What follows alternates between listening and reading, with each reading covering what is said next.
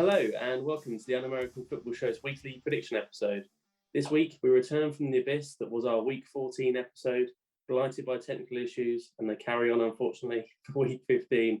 We'll be looking back at our predictions for Week 14 and making our predictions for Week 15 too. In the studio today, we've got Nate and we've got Ross. How are we feeling, guys? Yeah, I'm glad that we're getting going. Hopefully that continues. The good news is that out of the 5 attempts doing an intro, that was by far the best one that you've done. Absolutely nailed it this time. So maybe we need 5 attempts to get going next time and get those intros nailed on. Yeah, I didn't really know what I was going to say in any of them, but maybe I'd worked it out by attempt 5. Every quarterback needs some warm-up throws before they start. Maybe we just need to get you in the studio 50 minutes earlier than us. Practice intros. Like Monday Night Football last night was a bit slow first quarter, and then second quarter just went crazy. So that was my second quarter. Anyway, let's talk about the games when we talk about Monday Night Football. So Week 14, Thursday night, we had the Steelers going to Minnesota. The Steelers couldn't continue their run of wins. They lost 28 points to 36. We all predicted the Vikings to win, so point all round for us. Well done, us. However, it was actually not quite as close as we predicted. We all predicted 1-score games. It was 8 points, so we count that as a 2-point score game. So unfortunately, just the 1 point all round there. Moving on to Sunday, 6 p.m., we had the Falcons travelling to Carolina to take on the Panthers. Ross and I, we both fancied the Panthers in this one. They were not great. Cam was not great. The Falcons won, and they got a point. It was actually 2-scorer. Nate went for a 1-scorer, which definitely makes a lot of sense. So yeah, well done, Nate. You're in the zone. I wasn't feeling the Panthers in this one. I know they're at home, but since I said they were going to make the playoffs, they've been shite. So the Falcons just seemed like the obvious one. I'm disappointed that the Panthers couldn't keep it a little bit closer. I could do with those extra points. Well, I didn't realise this at the time of predicting it, but actually the Panthers are now on a run of their last 10, won 2, lost 8. So probably should have been a sign that it probably wasn't going to go quite how I hoped, to be honest. Sunday, 9:25. So we tried to do something different last week. You guys don't know this because the video never actually made Yeah, that's true. No one actually saw the video, including us, which is pretty sad. But 9:25, Lions at Broncos. We all fancied the Broncos to win it. We thought it's a bit too obvious, a bit too easy. So let's mix it up. We'll talk about whether it was going to be an under or over the predicted point score, and also the handicap margin for those who are sort of familiar with handicaps through betting. So the Broncos were -8 or Lions +8, how you look at it, and the score line was 42. So we said we get a point if we get either of those correct. Nate and Ross, you both went for the Broncos -8. They won by 28. They won to 38 points to 10. So they definitely were fine on the handicap of -8. And you guys both went for the under, the margin being 42.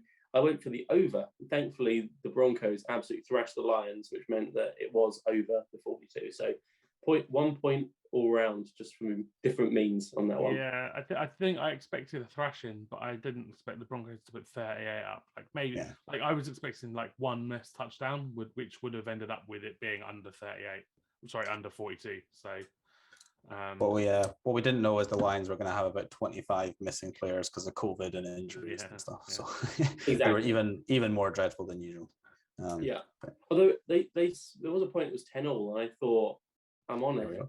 And then I went to bed and it all went south. So did the Lions, seemingly. Sunday Night Football, we saw the Chicago Bears travel to Green Bay to take on the Packers. This one I wasn't particularly excited about, but it turned out to be a pretty good game. Bears 30, which I didn't expect. Packers 45, a 40 burger. We love a 40 burger around here. We all went for the Packers. We all expected a 3-point game, so it was pretty impressive.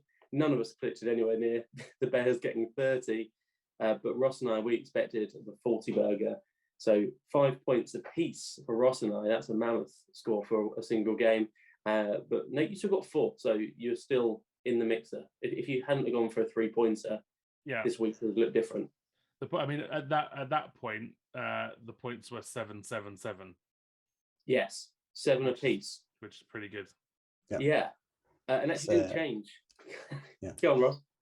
Saved my weekend actually, that game, because it was looking pretty dire for a while. All our weekend. Yeah, well, not mine. Yeah, true. So pretty happy with it. Yeah, Nate was on for sort of a perfect week, kind of, in that he got a point at least in every game.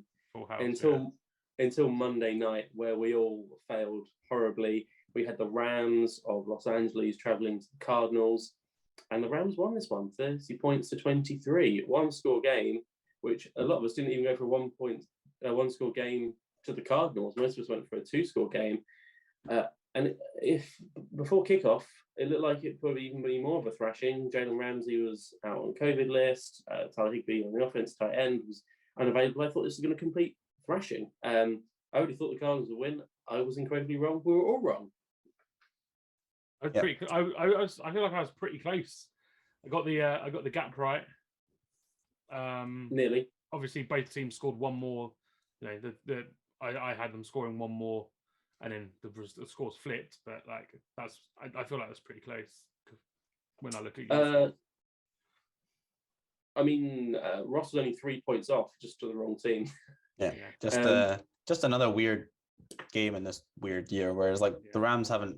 I don't think the Rams have done anything really to prove they could win this game since being the Bucs in week 3, and then they just roll up on Monday Night Football and decide to give one to the Cardinals. But yeah, so I don't know, on the road makes the NFC number 1 seed a little bit more exciting. And now the last few weeks of the season. Yeah, it does create a bit of a drop though between sort of the top 5 and the rest in the NFC and the playoff picture. But anyway, we're not here to talk about. So let's talk about fantasy quickly. We actually had a pretty good week, I think, across the board.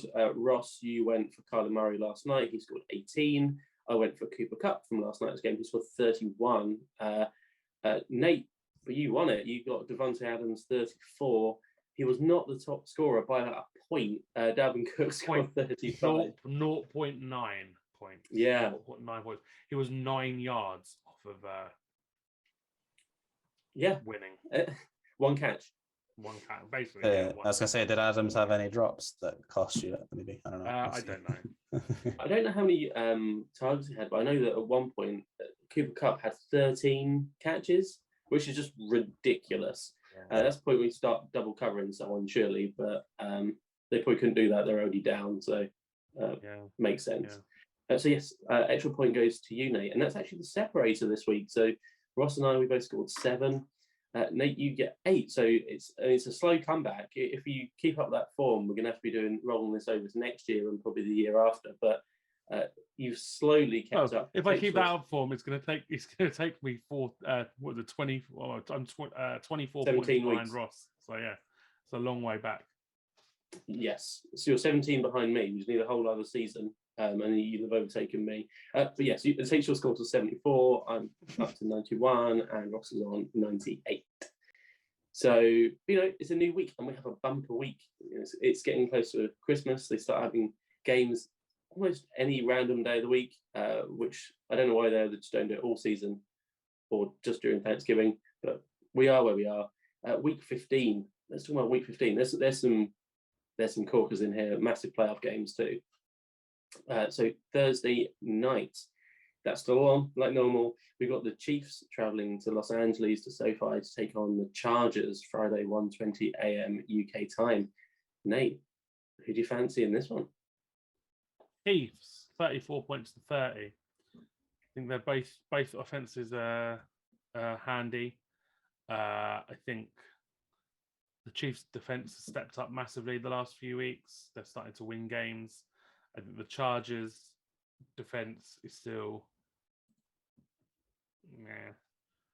So big scoring game, plenty of points on the board, but the Chiefs will win out. Yeah, I fancy the Chiefs too. I've got them winning 30 points to 20. There's not that much home advantage in Los Angeles. They've just announced the left tackle for the Chargers on the COVID list, so that's massive. Austin Eckler's banged up. Keenan Allen just had COVID, so judging what other players like Amari Cooper in recent weeks have come back from COVID, haven't quite looked themselves. I just don't think they're going to have quite enough to match the Chiefs. The Chargers also very susceptible to the run.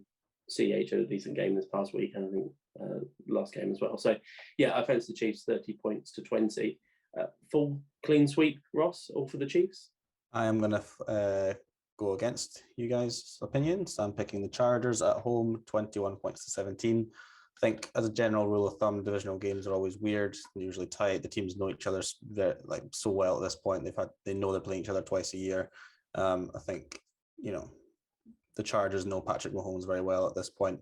They have the blueprint on how to stop them. It's clearly a blueprint that the Raiders didn't get a hold of. But the Raiders are the only team that the Chiefs have really battered this season, and the offense has looked normal. Almost every other team has managed to restrict them to under 24 points. Chargers, meanwhile, on a 2-game winning streak, really good against the Bengals 2 weeks ago, handled the Giants, handled their business there, and I think they keep rolling on Thursday Night Football with, although it's not much home field advantage, means they don't have to travel on the short week.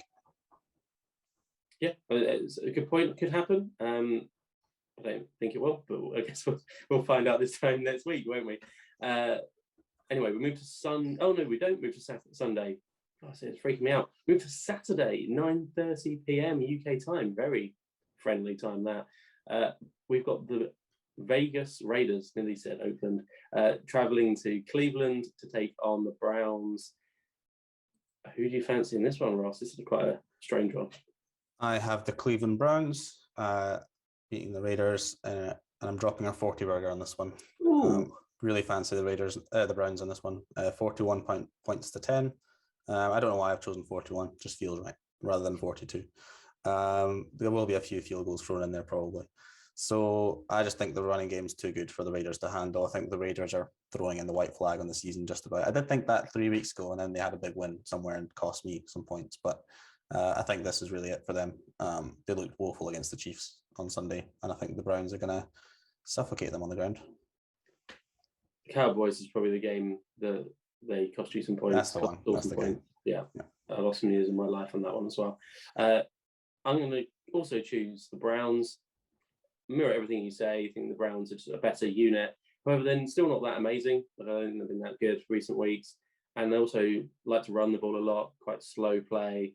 I don't think there's a chance of them scoring 40 personally. I think they're going to win handsomely. So 23-10. Sorry, Nate, I've not followed our process there. 23-10 to the Browns against the Raiders. Nate, clean sweep of Browns? The Raiders are shit.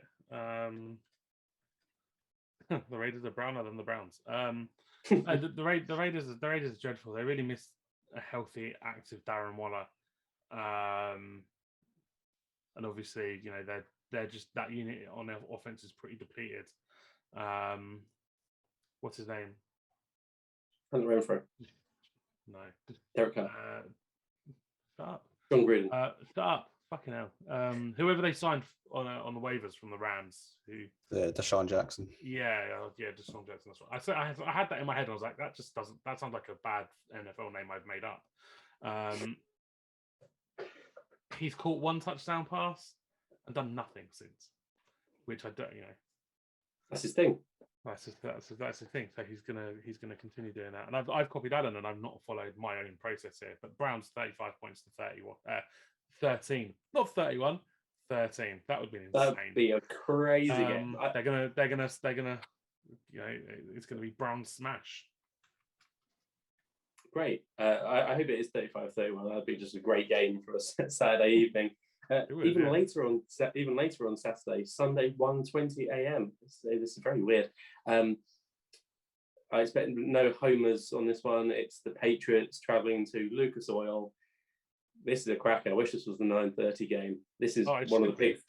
This is one of the picks of the week, which is why it's later, unfortunately. Nate, it's obvious. You're going for the Colts, right? Does the Pope shit in the woods? The answer is if he's camping, Maybe. Yes, he does. Colts 41 points to 27. It's going to be a big scoring game.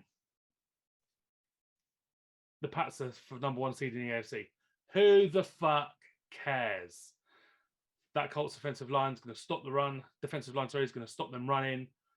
And then Jonathan Taylor is going to do the biz. 40 burger over Bill Belichick. Swinging for the fences. Love it. I'm not going to go quite that big, but I'm also going to take the Colts. I'm going to take them 34 points to 20. I'm not necessarily sure how effective Jonathan Taylor will be on the ground. I think he might get quite a lot of receiving work. And the Patriots, you mentioned about their run game. They're a bit banged up, like Ramondre Stevens been banged up, Damien Harris banged up. I'm not really sure who's playing. You take away those guys and you get into guys that, unless you play like super deep leagues in fantasy, you've never really heard of before. So, yeah, I just think the Colts are going to win this one at home and not necessarily stun the Patriots, but send a bit of a message to the AFC. The roof will be closed. That means the passing game's viable. The Colts will shut down the run game, and Mac Jones cannot win games throwing the ball. We'll find out how many. I'm not sure what the under over is, but how many times do you reckon Mac Jones is going to throw the ball in this one? Over 3. Odds are probably pretty bad on that. He's gonna have to because the run game's going fucking nowhere. Ross, are you as confident as Nate is about an easy Colts win? He's definitely getting me amped up, but actually, the more he talked about it, the more I was like, I actually fancy the Patriots to keep it a little bit closer. So I was looking at the stats now. I was being informed. I was like, well, they both got top 10 defenses in points per game. So I think it might be a little bit more lower scoring than I initially thought it was going to be. And I've gone with the Colts winning 23 points to 20. Still thinking their own building. The Colts are one of the hottest teams in the league right now. So are the Pats, to be fair, but I just think this is a step too far for them in what has been an overperforming season for the Pats so far. But Colts take this one for me. Great. Well, let's see. Oh, it's beautiful. Everyone going indie, baby. Yeah. Unfortunately, it doesn't have great history. Us all going for one of our own teams. Also, I've never sat down and watched the Colts team beat the Pats either. So I'm like frothing for this bit. Yeah, I'd never done that until this season either. It's quite an enjoyable experience. Hashtag fuck the Pats. Love it. You gotta love it. I'm slightly worried that we're all going to go for the same team on this next one. We've already gone for quite a lot of the same teams. No fucking shit. So let's mix it up this one again. We got the Houston Texans on 6 p.m. So we had a request that we never really seem to talk much about the Texans or the Jags. I mean, there's good reason for that. They're both horrendous football teams. So I said the other week, when it comes round to it, we will do this game as one of our featured games to pick. So let's, instead of doing the point score, let's do the under-over thing as well. Okay. As if that makes any difference at all. So, Ross, unfortunately for you, you're going to be first up here. So it's Jacksonville. That can't be right. That's ridiculous. That's the line. Houston +3 or Jags -3? Houston +3, I think that's what I want. Yeah, but I think I'd take the same. Yeah. And Nate, I think you'd probably take the same as well. I think you fancy the Texans to win anyway. Can I tell you guys why we don't talk about Houston and Jacksonville? Right. I'll tell the audience. Jacksonville averaged 13.8 points per game, which is good for 31st in the league. And Houston averaged 13.6 points per game, which is bottom of the league. They're both also bottom 5 defenses in points per game as well. So that's why we don't talk about the Houston and Jacksonville teams, because they are dreadful. They average less than 2 touchdowns a game. What's the under-over? So the under-over is 40.5. So using under.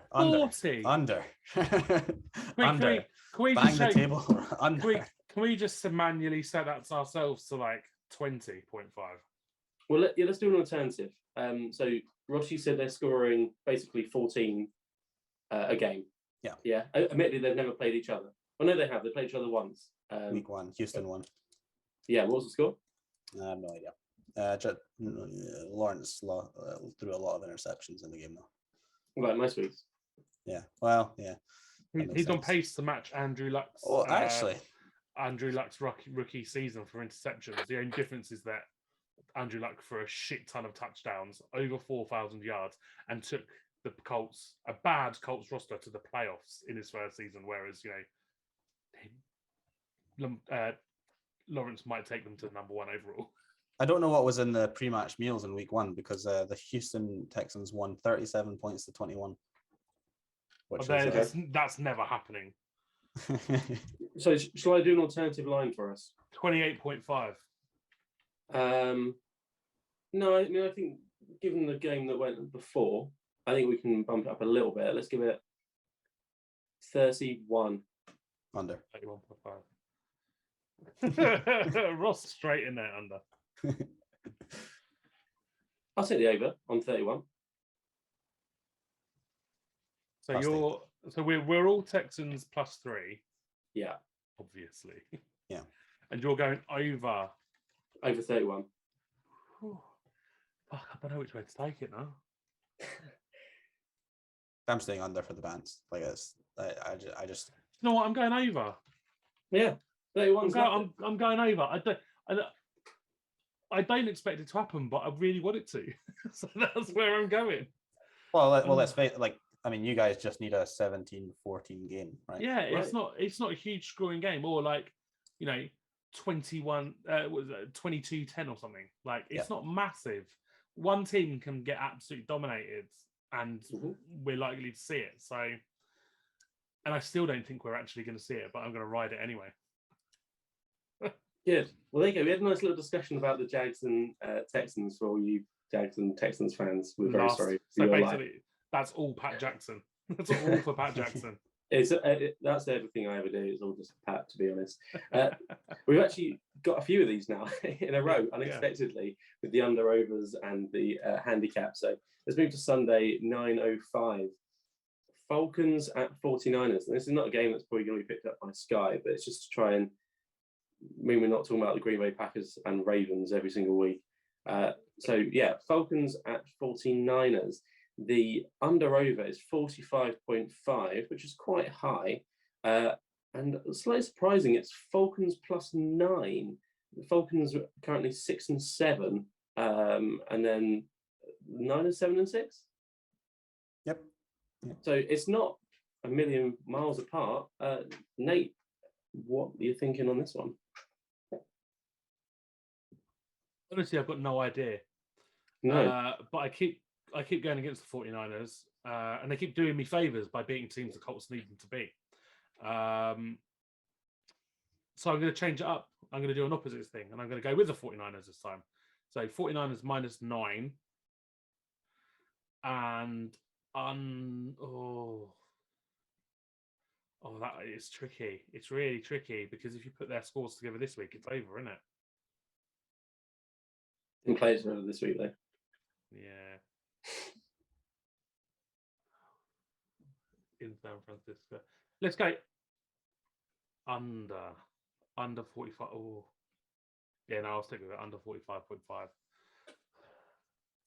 I have no faith in either of those picks, and that is disgusting. Yeah, I think the under-over, that's actually a really, really tough line. Let's talk about the handicap first for me. I'm going with the Falcons +9. I expect the 49ers to win this game, but the Falcons have really shown some grit over the last few weeks, and I think that it'll be close enough for the handicap to bring the points home for the Falcons. For the under-over, George Kittle is playing some great football. Best probably of his career ever, actually. Debo came back unexpectedly this past week. Should be getting Elijah Mitchell back. Don't like anyone on offense for Atlanta. So I'm going to go under. Just because I think the weather might be terrible. That's exactly what swung me in the end. Shitty weather and just the Falcons. Yeah, although they did well the last couple of weeks, beating Carolina, keeping up with Tampa Bay. Carolina, where there's no weather ever, and the week before was probably in a dome, right?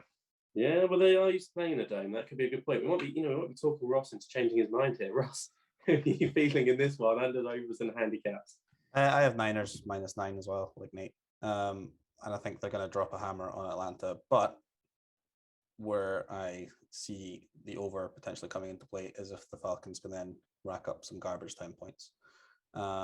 So I really could see like a 30 points to 7 game late on, and then Falcons add a couple of late touchdowns. So I will take the Niners -9 and the over just for the bats. Cool. So actually, none of us got a matching thing there. That's what I like to see. That keeps it interesting. Let's move on to 1 point each then. Yeah, 1 point each all around probably. Sunday night football. We're going to do another under-over handicap one for this one as well, because this is, on paper, it doesn't look like a particularly great matchup. It's the Saints travelling to Tampa Bay at 9:25. Ross, your boys, your Saints, are they going to win it? Are they going to score loads of points? I'm glad that we're not doing the actual scoreline prediction, because I would, I honestly might, it would feel hard on myself to give the Saints less than 10 points. I think I'd have to do that. Yeah, because I'm saying Saints +10. Buccaneers are going to roll, and I'm going to take the under of the 46.5 points, because I think the Buccaneers are going to go up early, and then that's just going to be at like 30 points to 10, something like that. So yeah, Saints +10 and the under.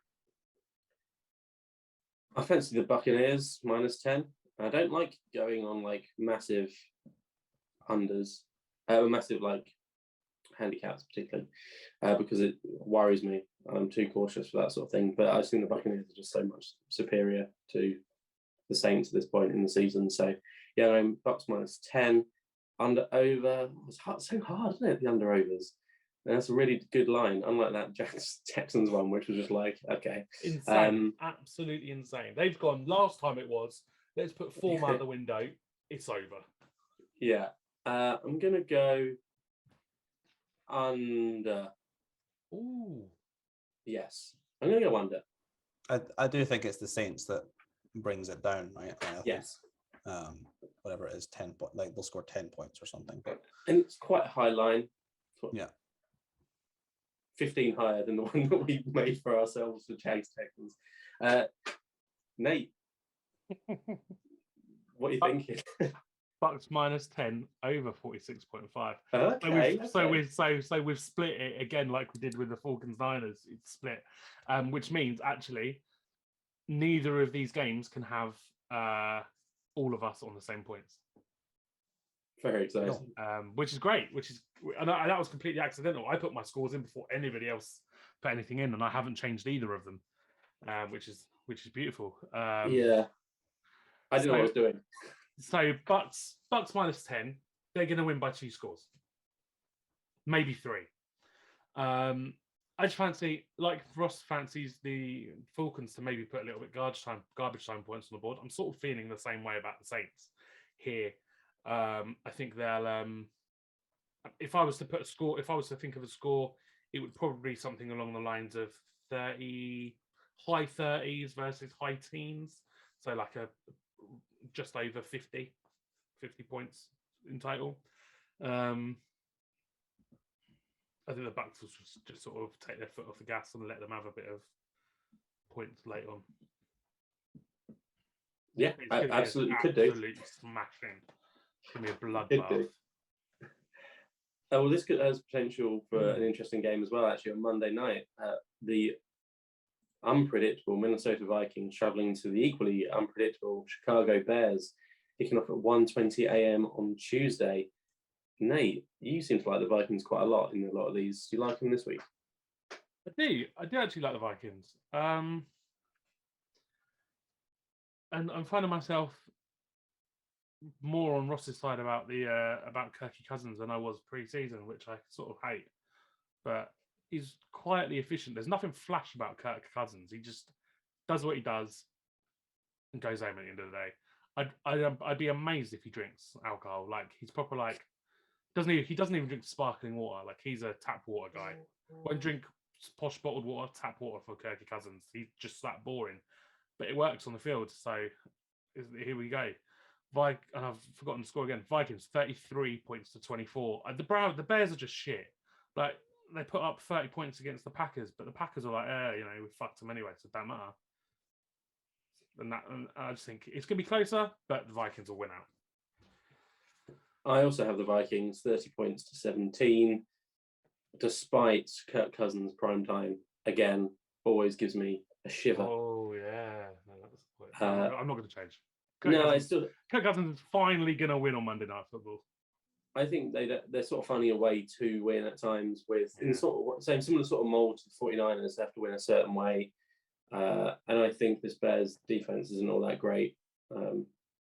So, yeah, I'm going to go 30 points to 17. I think Dalvin Cook could have another storming game. Ross, we all Vikings, aren't we? Yeah, definitely Vikings. I think my flatmate would kill me if I picked the Bears in this one. So the Bears came out firing on Sunday Night Football, like in that mental second quarter that went on, and then they kind of died quietly in the second half. I think they put a lot of energy into that game, and I think a lot actually have to go right for them, like kind of random plays, like the return touchdown on the punt, that kind of thing. Like they need to score in random bursts to be able to put up any points. So I mean that could happen, but I just think the Vikings are good enough to roll in there on Monday Night Football and take the victory. So I've got Vikings winning 28 points to 17. Now I must say, so while we wrap up the week's games, we've got an awful lot of teams. We're all backing the same. So we're all backing the Colts. We're all backing the Browns. We're all backing the Vikings. This could go terribly. It could be horrible. Chiefs and Chargers, there's a bit of discrepancy. Ross, 3 points all round. Yeah. So it could all be down to some of these under-over games where we're just not really sure what on earth's going to happen. I mean, you never really know what's going to happen in a Jags-Texans game because whatever. So let's talk about fantasy. So Ross and I, we both scored 7 last week. Nate scored 8. So because I'm lower in the standings, I'm going to take first dibs on Fantasy Player of the Week. And the top player from last week slate of games that we did was Dalvin Cook. And I fancy him to run riot against these Bears, to be honest. You know, he was so good coming off an injury. He's had a whole other sort of almost a mini bye to prepare for this game on Monday night. And I think they're going to get points early. I think they're going to stay up. They're going to pound the football. And they're going to win the game quite comfortably. And Dalvin Cook's going to be a massive part of that. So Dalvin Cook for me. Ross, you've got second dibs. Who do you fancy? I think looking at my score lines, I like to be consistent. I'm going to revert back to myself having a Chubb again. So I'm taking Nick Chubb from the Browns. I think he's going to run all over the Raiders. Even with Kareem Hunt back, he is clearly the figurehead of that offense. Didn't have a good game against the Ravens, but that's the Ravens. They have a good run defense. It's a divisional game. Raiders, I don't think they can stop the run, and Chubb's going to rack up points for me, which means he's not. But the thought did also cross my mind, to be fair, to go for Nick Chubb, but so I think that is a good pick. Go on, Nate. I think I saw something about Kareem Hunt being doubtful for next weekend, only having just come back. I might be wrong, might not be, but I'm sure I read that somewhere. I am massively relieved that Ross has got the Colts not scoring a shit ton of points because it means Jonathan Taylor's free for me to pick. I don't care whether it's on the ground. I don't care whether it's through the air. That boy is going to score touchdowns this weekend. He's going to rack up fantasy points. And hopefully, even though he's a mate, leave Dean crying into his Cheerios. Is it like Cheerios? No idea. Random cereal pops into my head. That's what I went with. Weetabix, porridge, whatever. Don't care. He's going to be miserable about it. Well, it will be breakfast time by the time the game's over. So it will be, yeah. That's not a bad shout. It's not a bad shout at all. And actually, I would have picked him, especially knowing that you probably wanted him. But I'm still doing this thing where I don't pick people that I need to perform in my fantasy teams, because when I pick them, they do dreadfully. So I pick someone that I'm playing against. I need him to perform this week as well, because the one league I've got him in, the person who arranged it, Adam Foxcroft, he forgot that week 14 was no longer no buys. So first week of the playoffs, week 14, 4 players on buy for me. Brilliant. I got battered. Two week. I'm about 40 points back. So I need a big performance this week from some of my boys. And I'm just baffled. JT's got to do it. I'm just baffled you're not already in the playoffs. But let's not go into fancy formats. No, it is the playoffs. Oh, okay. It is the playoffs. This week coming is a second week, second leg. Yeah. Oh, next week should be the first. Next week should be the first week, but he left it for 2 weeks. He left week 14 as playoff week. It's just hideous. That is madness. Anyway, thanks so much for joining me today, guys, to unpick last week and look forward to week 15. As always, if you enjoyed the show, drop us a comment, drop us a like, subscribe, do your thing. Also, if you'd like to follow some of our other stuff that we've got going on, we've got an audio podcast. You can listen on Spotify, Amazon, Apple Pods, wherever you get podcasts, we're there. Also, come join us over on Twitter at Tough Show Official. That was very bad English. And you can also join our Discord community, where seemingly people are enraged about the Formula One over the weekend. So we do talk about not just football, we talk about other stuff too. So if you fancy joining in on the Formula One argument and arguing about football, then come join us in our Discord community as well. So thank you everyone for joining, and goodbye.